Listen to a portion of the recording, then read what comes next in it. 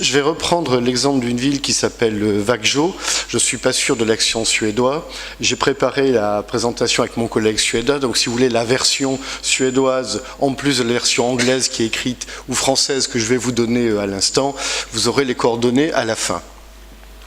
Ce dont je vais reprendre ici, c'est que la ville de Växjö est très intéressante, mais c'est aussi, elle a une compagnie qui fait toute la partie dite utilité, c'est-à-dire toute la partie électricité, eau, etc. Ce qui est peu le cas en France, puisque nous n'avons que 170 entreprises locales de distribution, mais qui dans d'autres pays de l'Europe est plus le cas. Alors c'est en effet un exemple d'efficacité énergétique, mais le point que je voudrais faire pour cette présentation, c'est le mélange de, en effet, les techniques dites relatives aux compteurs intelligents, mais aussi les actions collectives. Et c'est la combinaison des deux qui, je trouve, est intéressante dans ce qu'a fait Växjö. Alors voilà, pour aller directement au sujet des programmes européens, il s'agit d'un programme qui a été fait dans le cadre de CESAC, d'une part, financé par la Communauté européenne dans l'initiative Concerto. Ce qui veut dire aussi que vous trouverez des détails sur le site de l'Union européenne. Alors, Växjö n'a pas fait que le projet dont je vais vous parler, qui était un projet dit de Demand-Side Management. Autrement dit, comment je peux réguler la consommation et l'adapter dans le temps côté utilisateur et non pas côté générateur, ce qui injecte dans le réseau. Mais ils ont fait plein d'autres choses, notamment en termes de production d'énergie renouvelable et un certain nombre d'initiatives. Donc c'est en effet bien. Je crois même qu'il y a des vidéos en ce moment, puisqu'ils sont venus, ils ont été mis un peu sur les feux de la rampe. Et il y a quelques vidéos des gens qui ont été impliqués que vous pourrez trouver. Donc ça, c'est le premier point. L'autre chose, et ça a commencé à être évoqué tout à l'heure, qu'est-ce qui nous paraît... Pardon. Pourquoi on parle d'efficacité énergétique? Pourquoi on parle des cités, des villes, pardon, de reprendre quelques éléments des pressions aujourd'hui qui font que les villes, agglomérations, sont entre guillemets en première ligne. Alors je vais citer deux études ou deux chiffres de l'ADEME, ce qui permettra d'avoir une source officielle. D'abord sur le phénomène d'étalement urbain et d'urbanisation, qui est un fait, 75% des gens vivent dans une zone urbaine. Et si l'on regarde, puisqu'on parle de Copenhague et de Kyoto, les villes sont responsables directement, en termes d'activité, de 15% de l'émission de gaz à effet de serre. Si on parle de la responsabilité sur une zone géographique, on va retrouver 2/3 ou de l'énergie qui est consommée en zone urbaine, l'un allant avec la partie, le phénomène d'urbanisation. Alors c'est d'autant plus intéressant que du coup, soit il y a une responsabilité de l'agglomération en termes de producteurs, ou en tout cas en termes d'aménagement, et donc indirectement sur la partie production d'énergie. Et le dernier point qui me paraît important dans le contexte, c'est de citer qu'il y a aussi des politiques européennes, soit de stratégie de Lisbonne, soit de Göteborg, qui vont pousser à mettre en œuvre des actions qui sont liées au développement durable et qui vont donc reprendre toute cette partie environnementale. Alors, le deuxième élément de contexte que je voudrais citer pour mettre en évidence en particulier l'action collective, c'est qu'en effet les agglomérations ou les autorités locales ont un certain nombre d'outils à leur disposition, soit des choses qu'elles doivent respecter, les chartes de l'environnement, le plan climat-énergie-territoire, puisqu'on en a parlé, des objectifs de réduction de gaz à effet de serre, de production d'énergie renouvelable et d'efficacité énergétique. Donc c'est une forme particulière, c'est un plan climat-énergie-territoire qui peut être fait avant ou après un agenda 21 et qui amène à tout ce mouvement que l'on pourrait décrire aujourd'hui, qu'est-ce que la ville durable.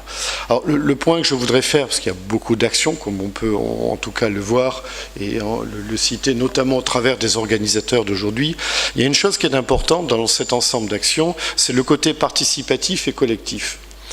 C'est-à-dire qu'on ne pourra pas mener à bien un agenda 21, un plan climat ou les actions que vous venez de citer s'il n'y a pas un engagement de l'utilisateur.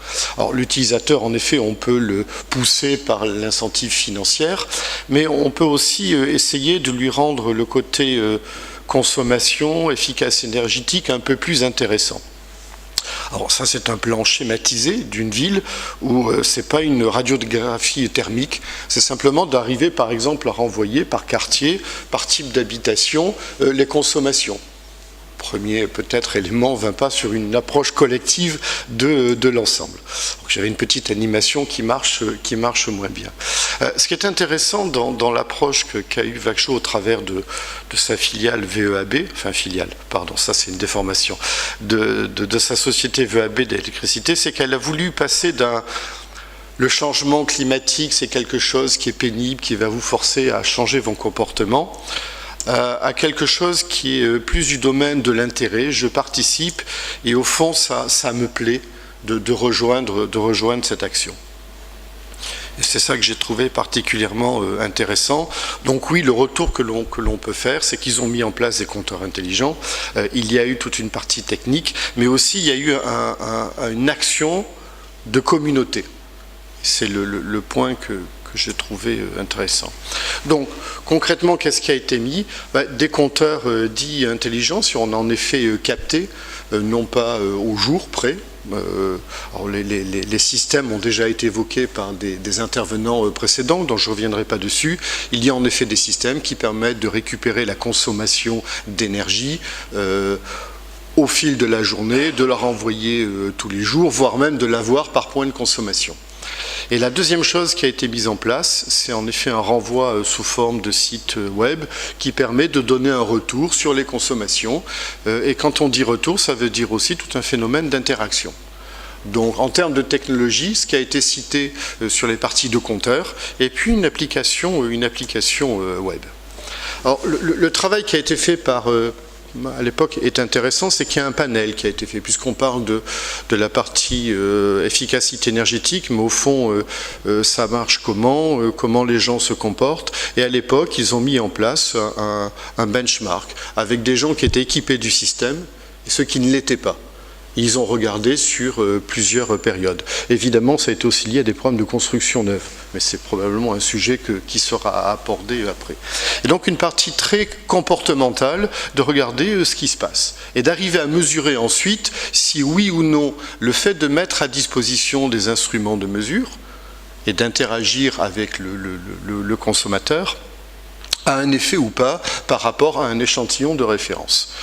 Ce que l'on peut voir ici, c'est un extrait des rapports où on voit en effet qu'il y a eu une diminution de la consommation par rapport au panel de référence, donc qui était là à 41 kWh au mètre carré, ce qui me paraît déjà pas mal en termes de performance énergétique.